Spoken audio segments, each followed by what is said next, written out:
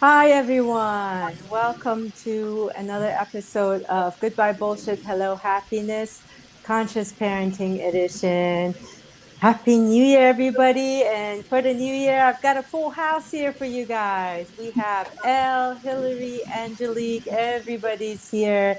Thank you, ladies, for coming tonight and sharing your wisdom and experience with your kids and, life in general. Thank you all.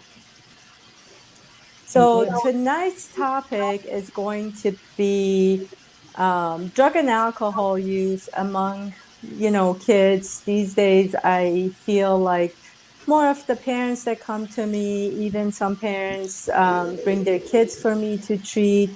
And that seems to be a big issue in general with everyone.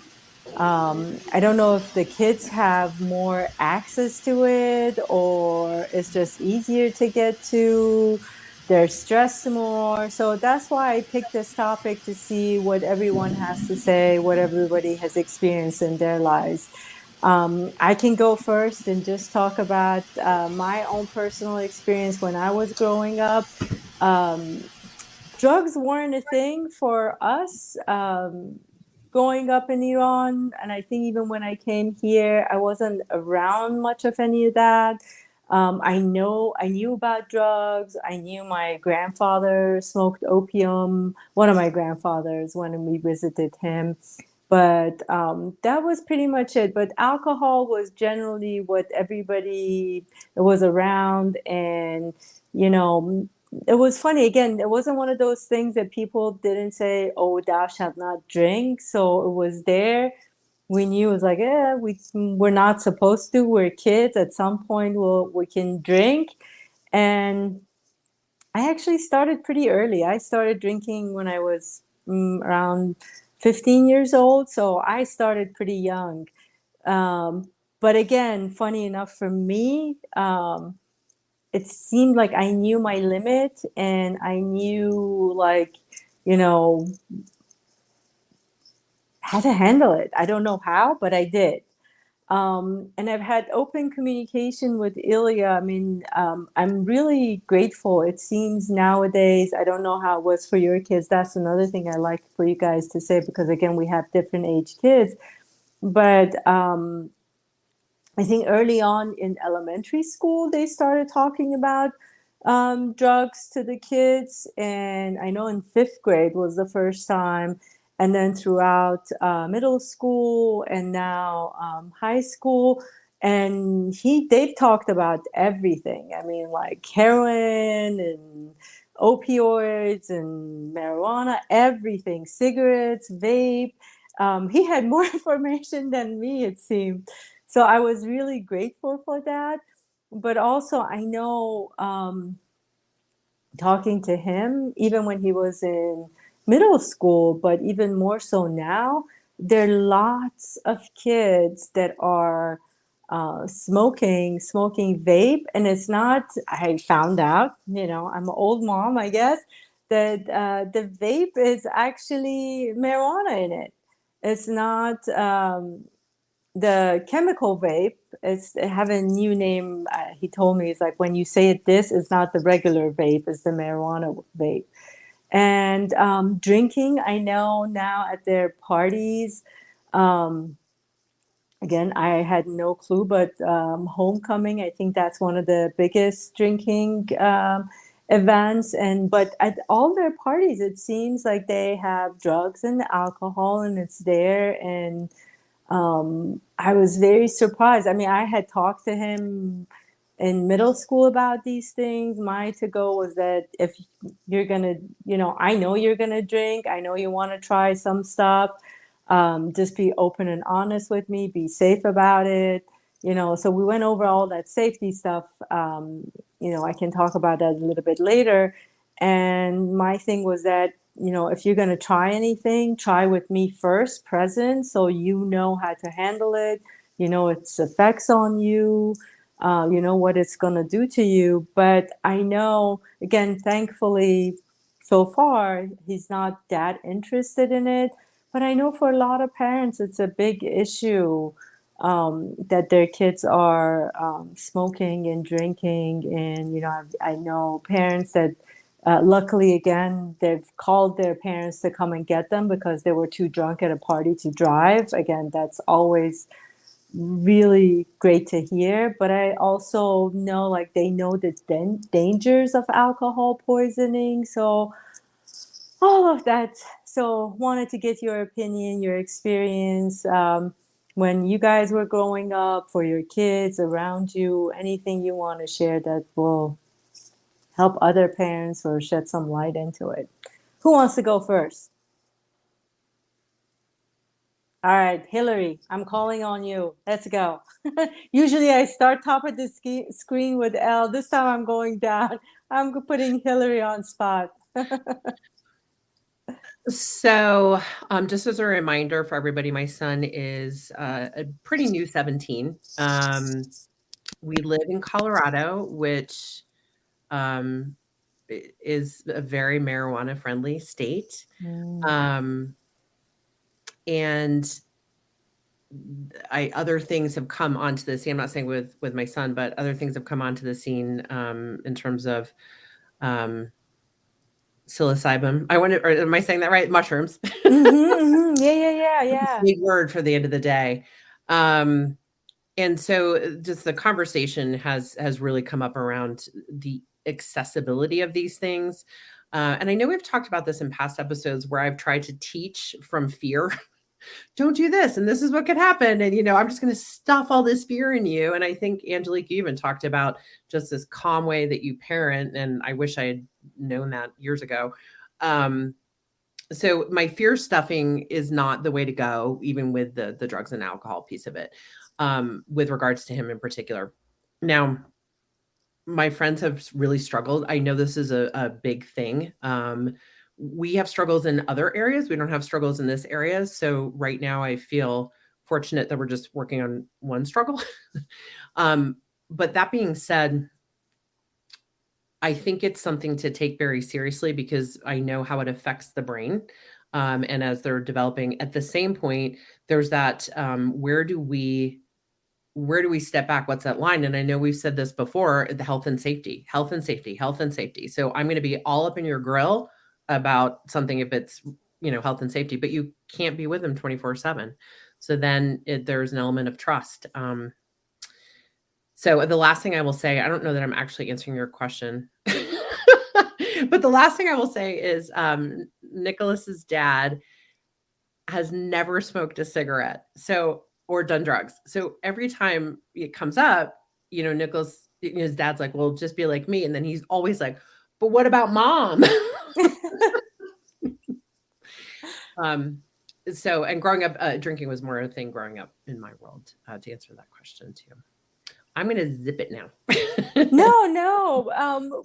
You mentioned friends around you, other parents are struggling. So can you tell me, like, some of the struggles they're having, like, with their kids? Because again, for my clients, I know, you mentioned Colorado, legal, it's out there, people can get to it. I know, the three of us are in the DC metro area, Maryland. It's legal, but with prescription, not easily accessible, but they are getting it from their parents' stashes, all of it, the mushrooms, the marijuana, all of it. It's their parents that, not that the parents are giving them, but the kids are getting it from the parents' stash. And I know a lot of the parents, as you mentioned, fear is the fear that's illegal, and that legally the kid is going to get into trouble, and the parents are going to get into trouble perhaps if the kid is smoking. So just any of that with your the people around you that you've seen, since Colorado's like open state. Yeah, so there's that fear of the health and safety that I mentioned before, and the legality piece of it are very much, working in tandem. So it compounds it because it's not knowing, okay, if my child gets pulled over and is vaping or is smoking, that's going to come back on me, and what that means. And so through lots of research, at least in Colorado, my understanding is yes, that you can be impacted by that. And the kids need to understand what their actions mean at home, not only, from a legal standpoint, from insurance, from financial, the whole rest of it. So that is a serious thing, and I wish I could say there was an easy way to address it, um, but I don't think there is. I mean, I think it's the law. Yeah. Yeah. So that's that one piece of it. I think right now, though, at least in Colorado, because it is so accessible, there's less of an emphasis on policing that piece of it, maybe a little bit. Hmm. So that might be part of it here. Um, I just go back to stuff we've said on this call, open dialogue. And if you're not having the open dialogue, then that and you want to, that means you got to get into that somehow, some way, shape, or form, whatever that means to you and whatever's comfortable. And it's not sometimes comfortable. I think you guys all know that. Yeah. Yeah. Thank you. Thank you. Angelique, what has your experience been for yourself growing up, Yeah, for your daughter, her friends?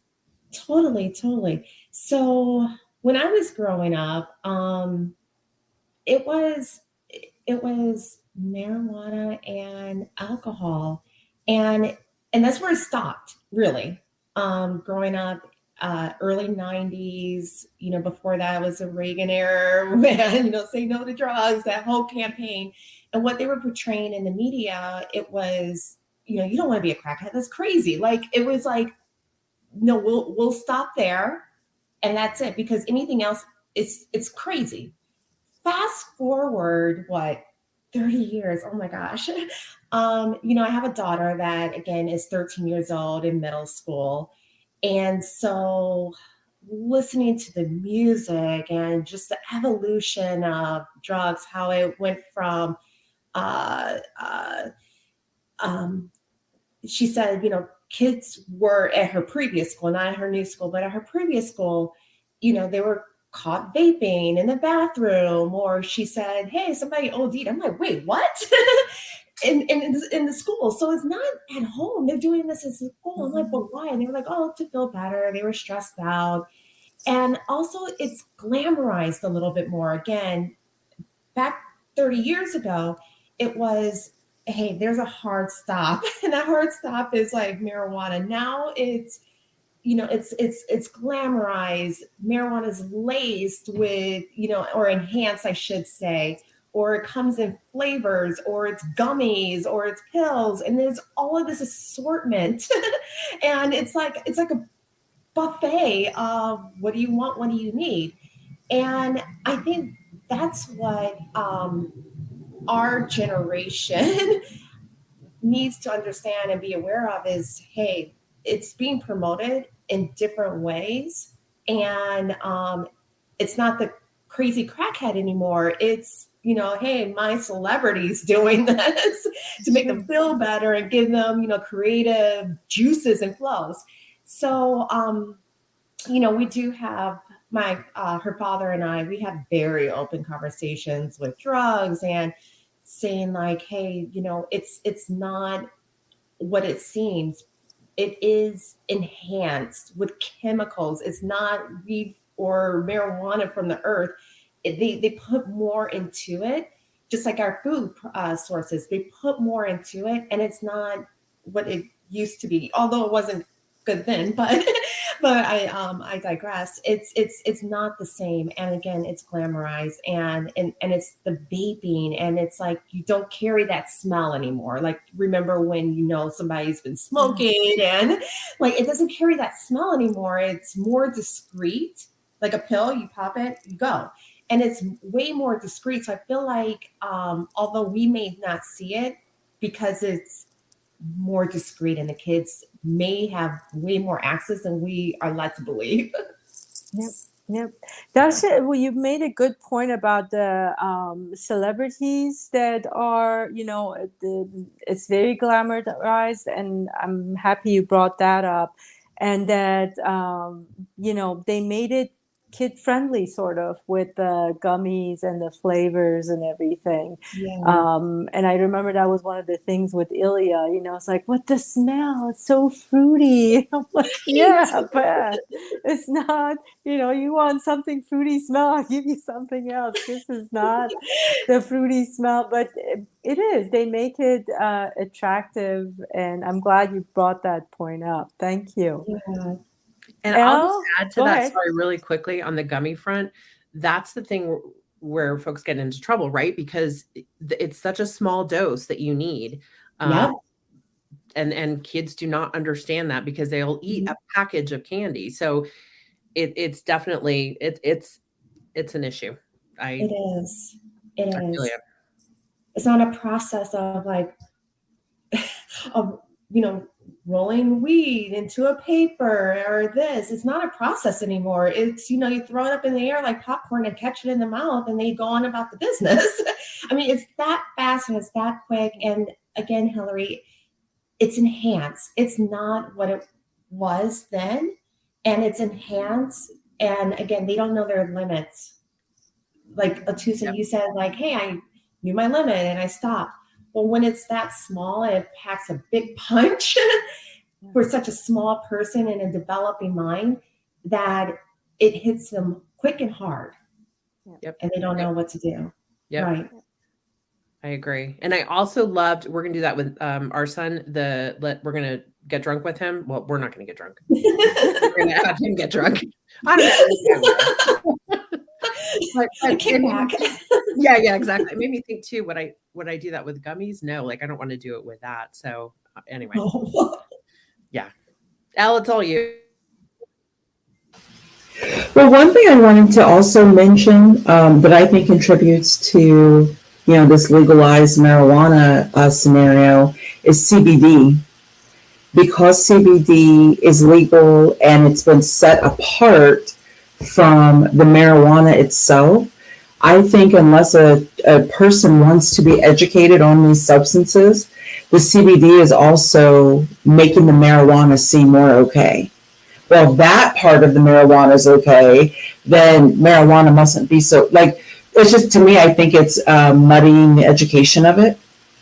And so that has been one of my concerns is just people are now, I think, sometimes feeling like they don't have to do their due diligence because they're trusting government or the CBD industry or, somebody else to tell them what is okay and what is not versus really figuring out what's best for them, their child. Because even with something being legalized, that doesn't mean it's a great choice for everyone. It's not even a necessary choice for everyone. I'm glad So, you brought that up, actually. So for THC free gummies, pills, orals, had to look into it a lot because of Ilya's anxiety was so high. And I didn't want to put him on medication because I knew the side effect of the other medication. And he hates taking pills. I mean, even for like Tylenol, Motrin, he's like, no, I don't want to do it.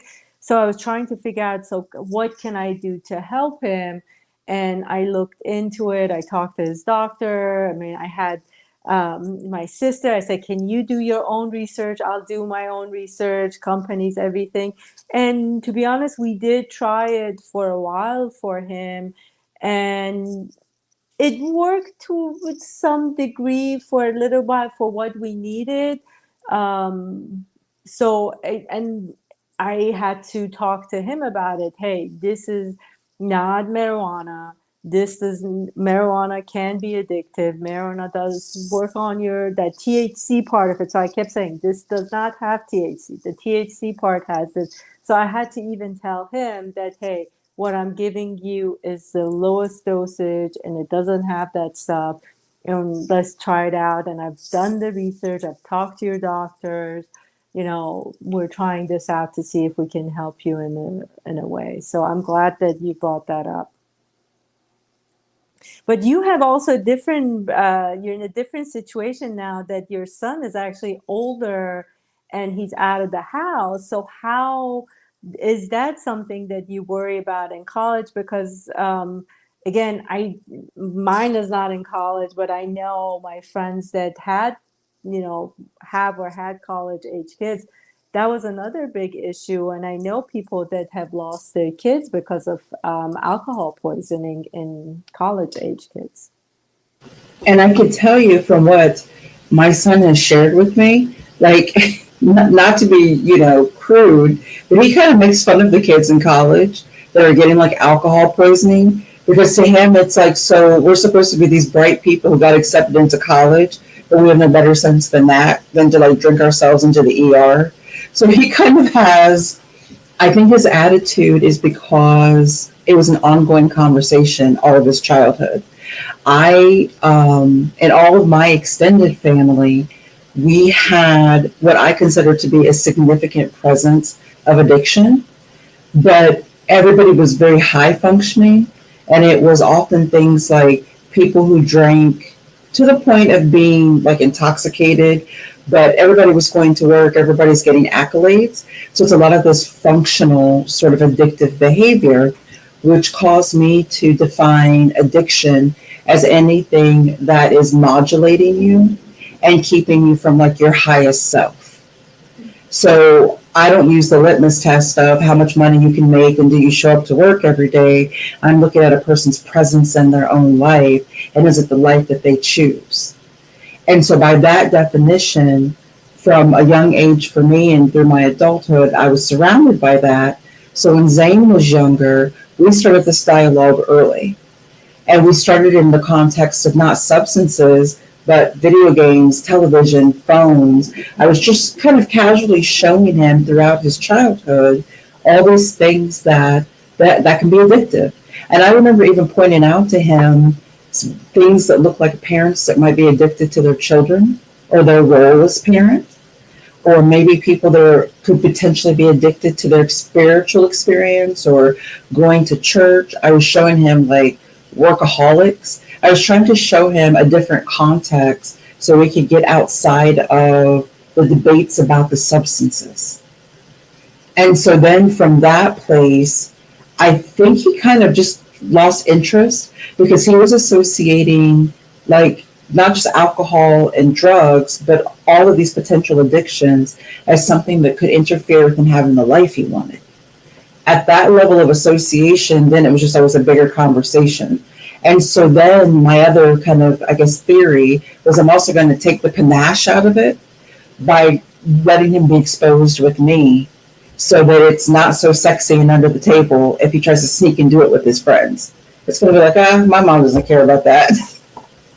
And so like for special occasions, probably around, I want to say 16, he could have a glass of wine. Or on like New Year's Eve, he could have one glass of champagne. And he actually told me, this has been in the last year, that it worked, and he was so mad at me. Like, he had those experiences where his friends were like thinking they were really doing something rebellious, and he was like, you totally like killed the thunder. Like there was nothing in it for him. So I don't know that that would work with every child, by the way, because I do understand some children might receive that as consent. But, that's what worked with this particular child. And then he gets to college and he starts having some experiences. I wasn't actually that worried about him, to be honest, because the conversation had been, if curiosity gets the better of you, if you make a mistake, it is not going to be mature to try to cover your tracks. What is mature is correcting the problem. And that probably means you're going to be out of your league and you need to come to your mother. So it was second semester of his freshman year. I get a call from him. He had gotten drunk, and it was because of his first experience. He hated it. He was miserable. And he actually was like, can I come home tomorrow? He actually came home the first time he got drunk. And I mean, I think he was heavily intoxicated, like I'm assuming he had to be. But it was over for him. He was just kind of like, this is just not my thing. He was like, I don't even get it. He was like, that was miserable. The hangover was bad. And then he was deeply concerned about how he had behaved with his friends. So the potential damage to his friendships was really important to him. So I just kind of sat back and was like, natural consequences, do your job. there wasn't a lot for me to, he had the capacity to assess that situation. Drugs don't really seem to be something that he's particularly interested in, but I would never step so far as to say, I don't think he's ever going to experiment. What I do feel comfortable saying is I have presented myself as a support system to help him navigate. We've had the big conversations. Now he's in the world making choices and learning, and I'm just trying to be open enough that he can come to me. And now that you're my conversation with him has been, now that you're an adult, this is not about you being in trouble. This is not even about what I think about you. It is about you making the best choices so you can get where you want to go in life. And I'll partner with you. And I just kind of leave it there. Would you Nice. raise my son? I'm going to send him to you. I like that, beautiful. Hilary. Ship him over. Ship him over. A lot of things I want to bring out and then get everybody's point of view. First of all, I think we're all saying the same thing, as that conversation, open, honest conversation with the kids, and letting them know what the impacts are, and making them feel safe and secure to come and talk to you with their question. And if they're going to have these experiences, or if they're curious, that to come talk to you, have that dialogue so they can come and talk to you. And, even if they want to experience something, to experience with you and not with their friends, and, in a sort of uncontrolled environment. But one of the things that you mentioned that I know I wanted to bring up earlier as well is addiction. And that was one of the things that I communicated with Ilya as well, about that you have a tendency to have an addictive personality. And so you need to pay attention and see your choices. Again, bring it in always to, you're responsible for your life. You're responsible for the choices that you make. Make the choices based on what you want to experience. If this is is this choice going to give you the experience you want to have or not? But that was one of the things. And you're right, it was addiction to, I told him about video games and other things. And I said, this can develop into addictions to other things that you may want to experience. So you got to be a little bit more careful to say, hey, if I want to experience drug and I have addictive personality, now I need to be extra careful than anybody else, because if I try this, I might get addicted to it. Or if you want to try alcohol, same thing. And I don't know, somewhere along the way, I don't know what happened, that has shifted. I think because I kept saying, talking about control and responsibility and, take charge. It's shifted. He doesn't have that personality, but that was one of my biggest concerns because of his behavior. So I like to hear everybody else's point of view. And one other thing that I wanted to also say, I think we brought out mushrooms, and again, how do we parent if the parents at home, they're microdosing for their own purpose, they're experiencing stress, anxiety, depression, whatever it is, and they're using microdosing, marijuana, alcohol, whatever. And so can you tell your kids, hey, don't do it, I'm doing it, but you don't do it? And if the kids are suffering from the same thing, so how do you communicate those things? Like to hear your opinions on that. So I want to jump in on this one. I was not a person who used marijuana in college or in my younger years. I came to cannabis when I was using it medicinally and microdosing. And it was actually kind of a last resort sort of thing for me when kind of Western medicine had run out. Actually ended up saving my life, and I was resistant to it. So that was kind of an odd experience. But the conversation has always been, you can modulate your mind and your body and your spirit in a number of ways, even with food. And like my son and I in particular, we often talk about how sugar can really affect a person's behavior, their memory. Like, it can really mess you up. They talk about sugar being as addictive as like cocaine. But I mean, there's a lot of things out there that can modulate you besides drugs. So again, it's the bigger conversation for us about holistically things that alter you. You can alter yourself in romantic relationships by being codependent and attaching to people and being one of those people who takes hits of love or interaction with other people, and that can make you behave differently. I think I feel very strongly about this actually. As a parent, I think sometimes trying to have a moral conversation with our children is like shooting yourself in the foot, because our children have the right to grow up and not share our beliefs. And so I feel like the higher kind of way to, I guess, support them and guide them is to give them a broad conversation for their consideration. So in the context of whether it's mushrooms, if it was cocaine, if it's cannabis, if it's alcohol, I really try to give Zane some perspective about this is what I know about all of these things.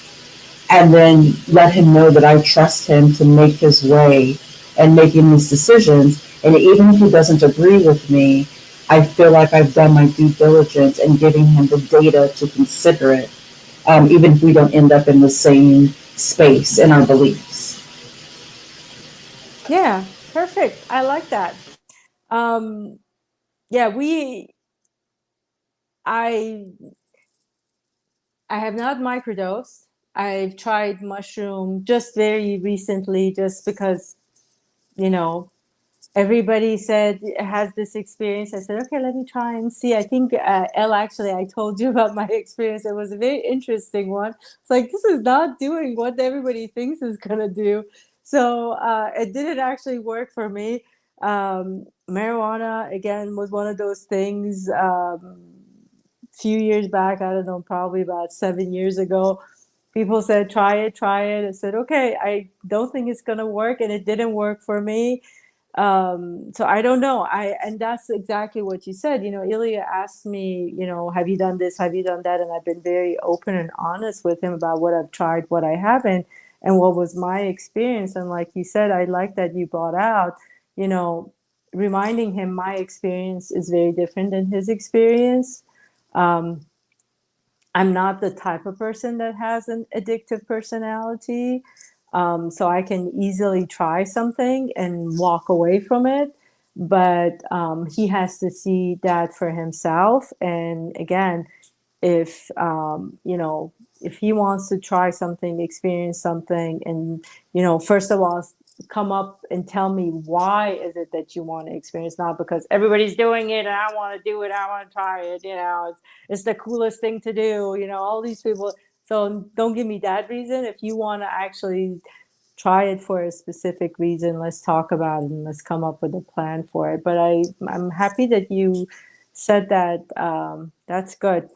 You guys, Hilary, Angelique, what are your thoughts about addiction? And also, if you're using it as a parent, and your kids want to use it, yes, no, maybe, how would you communicate with them? Pick one, pick one. Angelique, go. I picked Angelique. I'm going to take myself off mute, right? So, two parts to that is, to your point, it really depends on the child. If you notice that they do have that codependent, that latch on to something, that addictive personality, then you have to parent a little bit differently. I noticed that my father had a very addictive personality and would go from one to the next fight. I saw that. So if it wasn't, heads down in one thing, he was doing something else and take it to the next level. I don't see that much with my daughter. And which brings me to the next point, and I think Atousa, you brought that up, is the curiosity piece to it. If it's not the addictive, it's, well, why is this so cool? Why are people leaning on this? Why are they relying on this to be happy or to feel better or, to fit in? And it's that curiosity factor. So that's how I parent my daughter towards that. that aspect of it. And it's, Elle, you said it, I do it, I think Hillary, everyone, we take the taboo out of it. Uh-oh, I think we lost Angelique. I think she lost power. I think you're right. All right. Was that a perfect ending? Take the taboo out of it. Exactly. We'll leave it at that. Yeah. Hilary, what are your thoughts on addiction, and if a parent is doing it and a child wants to try it, or even if a child actually has anxiety or depression and they want to use it the same way as the parent is using it? What are your thoughts? So I was actually going to go to the latter because for once, I think, and again, I don't know all the kids in all the world, but it feels like Hold once on, I'm going to pause. Oh. I apologize. Let me see if I can bring Angelique back. Yep. All right. Angelique. Yep. There we go. All right. Go ahead. Sorry, Hilary. We were just saying how brilliant the taboo ending was, Angelique. Oh, she's on mute. Angelique, you're on mute. It's okay. I'm Oh, sorry. go. There was something that happened with my laptop, so I had to switch to my phone. I apologize for that. And Hillary, I'm so sorry that if I cut your point off. Okay, but just to wrap up, I was agreeing with everyone is taking the taboo out of it. And again, to having those open conversations and asking them, well, why are you curious about it? What makes it so appealing to you? And yeah, I just wanted to end on that. Perfect. Perfect. I think it's a great ending. So I think there's a curiosity factor, and then I think at a certain age that another factor starts to come in. I don't know when that is. It's different for everybody, I'm sure. And that is the anxiety, the depression, the component of I just want my mind to stop. I want my body to be calm. So then we get into that addictive potential space, right? Mm-hmm. So I'm reading this book right now. The Little Book of Big Change by Dr. Amy Johnson. And I just read this, and so I'm going to share it because it really spoke to me, and I'm going to share it with my son tonight. I've been working so hard to get to calm I've tried microdosing. I've tried marijuana, the whole thing, or meditation, lots of exercise. I've tried to get to that calm space.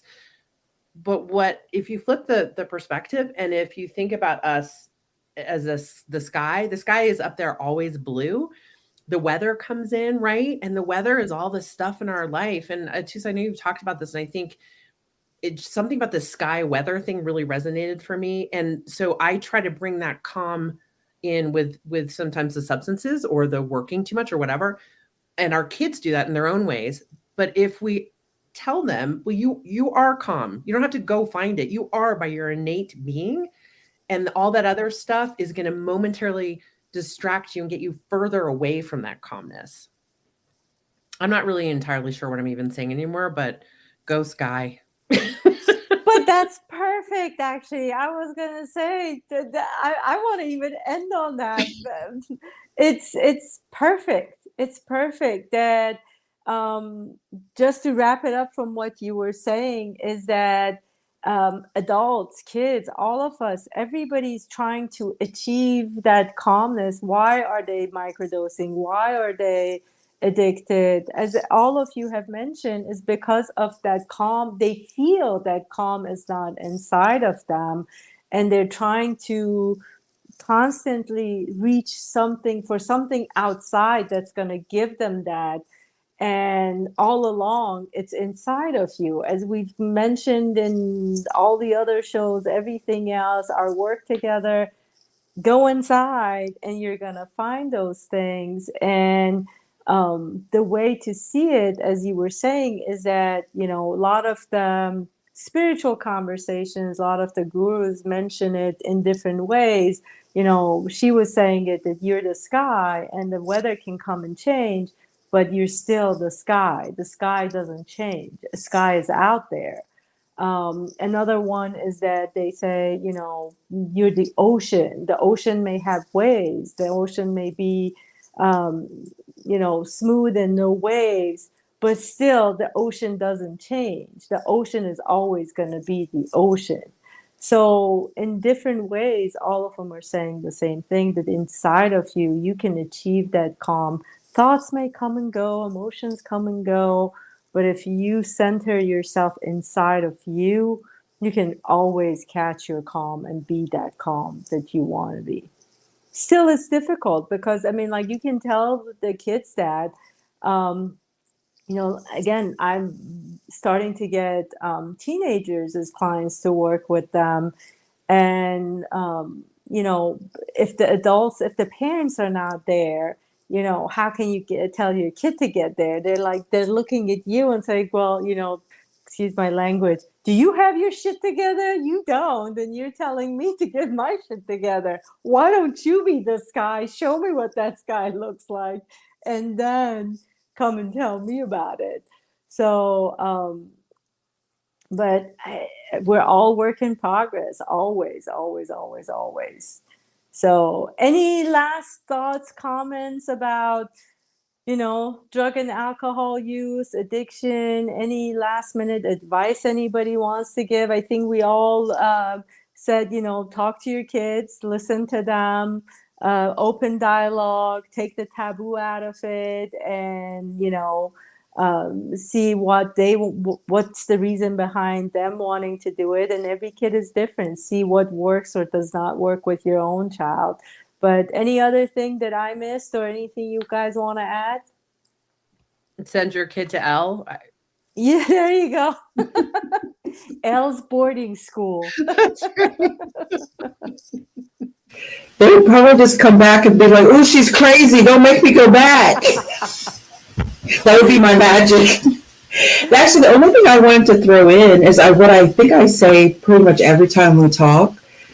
I think it's so important to know your child. Mm-hmm. Being on the side of having other parent friends who also have adult children, when it has gone south, the consistent error that I have observed is the parent was making choices about how to handle drugs and alcohol with their children based upon what their friends were saying or what the other school moms and dads were saying, or so they were responding to society's opinions, and they forgot to focus in on, okay, what's the goal for my child and what would be the best way to get them to that goal. And so this conformity, the fear of deviating, you know, from what would other people say, every time it's gone. And I do have friends, by the way, whose children are about my son's age and their children are like in rehab. And a lot of times it was because they took their eyes off of their child and they made the voice of society louder than kind of their own inner wisdom, which I know each of those parents had. So I feel like, you know your child and let the other noise go quiet when it comes to something that's so critically important. Yes, great, great advice. I'm glad you said that. Yes, thank you, thank you. Angelique, anything last minute for you to add? No, I think we all hit on the same points, and again, we've said this a couple times in different ways. Is you're right. We have to know our child and parent to our child, make them feel seen and heard.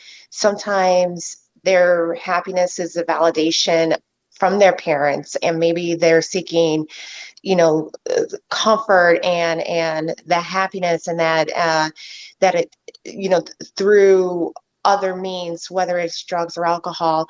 And as parents, just making them feel seen and heard and listened to, and and present. Um, I mean, it's not going to take away the need or their curiosity for the drug, but at least maybe one deterrent and one way to kind of pump the brakes on them going down that path.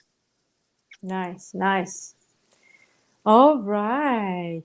Thank you. Thank you, ladies. Thank you, everybody that are joining us, watching this later. Thank you. Wishing you guys a happy new year. Subscribe, like, share, and if there are subjects that you guys want us to talk about, please either put it in the comments or text me, let me know. Thank you, everybody. Bye.